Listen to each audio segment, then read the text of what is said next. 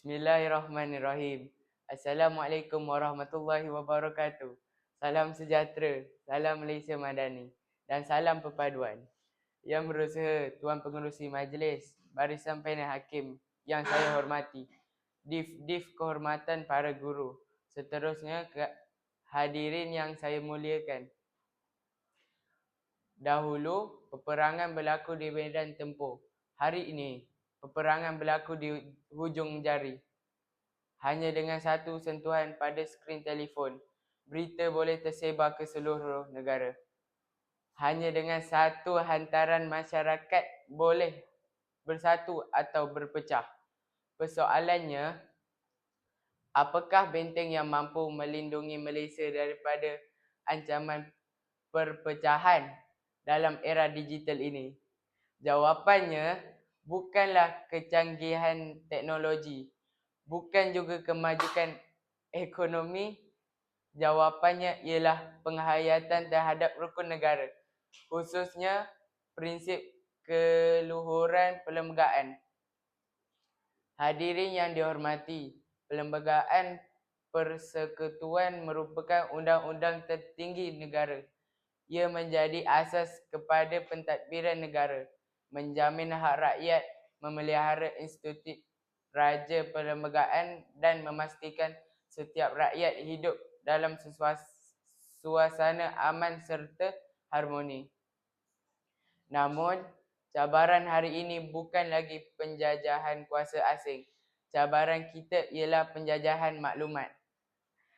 Setiap hari kita berdepan dengan berita palsu, fitnah, video yang dimanipulasikan, akaun palsu dan ujaran kebencian. Ada yang berkongsi tanpa menyemak, ada yang menghukum tanpa memahami, malah ada yang sanggup menghina individu atau institusi negara demi meraih perhatian. Jika keadaan ini berterusan, apakah yang akan berlaku? Kepercayaan akan musnah, perpaduan akan retak dan akhirnya keamanan negara akan terugat. Sidang hadirin sekalian, di sinilah pentingnya kita menghayati kelima-lima prinsip rukun negara. Kepercayaan kepada Tuhan mendidik kita supaya sentiasa berpegang kepada nilai kebenaran dan kejujuran. Agama mengajar kita bahawa menyebarkan fitnah, menipu dan mengaibkan orang lain ialah perbuatan yang salah. Jika setiap rakyat menghayati prinsip ini, ruang digital akan menjadi lebih beretika dan beradab. Kesetiaan kepada raja dan negara pula mengingatkan kita bahawa kecintaan terhadap negara bukan sekadar mengibarkan jalur gemilang pada bulan Ogos.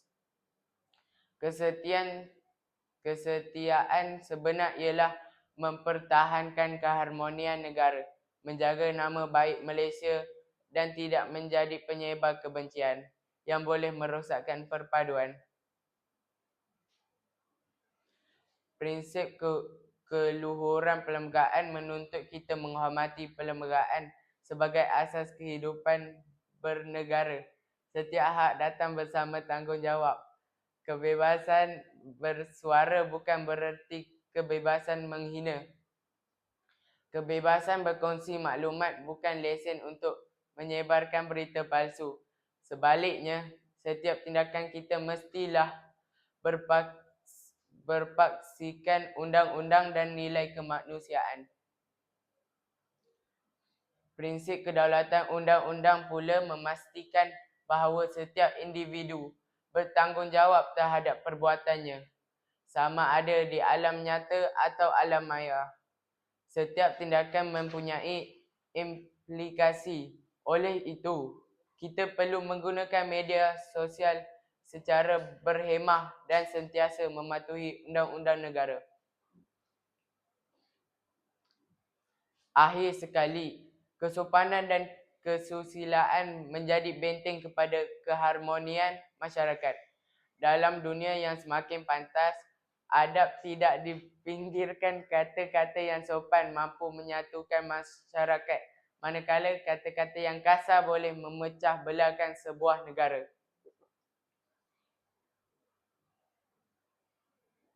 Hadirin yang saya hormati, sebagai generasi muda, kita tidak mampu mengawal semua kandungan di media sosial. Namun, kita mampu mengawal diri sendiri. Kitalah generasi yang perlu berani berkata tidak kepada fitnah. Kitalah generasi yang perlu memilih fakta berbanding sensasi. Kitalah generasi yang perlu menjadikan perpaduan sebagai keutamaan, bukannya perpecahan. Marilah kita menjadi rakyat yang berfikir sebelum berkongsi, menyimak sebelum mempercayai, dan menghormati sebelum mengkritik. Itulah ciri masyarakat yang benar-benar menghayati rukun negara. Hadirin sekalian, Malaysia bukan dibina untuk satu kaum, satu agama atau satu budaya. Malaysia dibina atas semangat saling membantu, saling mempercayai dan saling mempertahankan antara satu sama lain. Semangat inilah yang dipelihara oleh Perlembagaan Persekutuan. Sebelum saya mengakhiri pidato ini, izinkan saya meninggal satu renungan. Jika teknologi menjadi alat yang menghubungkan manusia, maka perlembagaan ialah panduan yang memastikan hubungan ini kekal harmoni.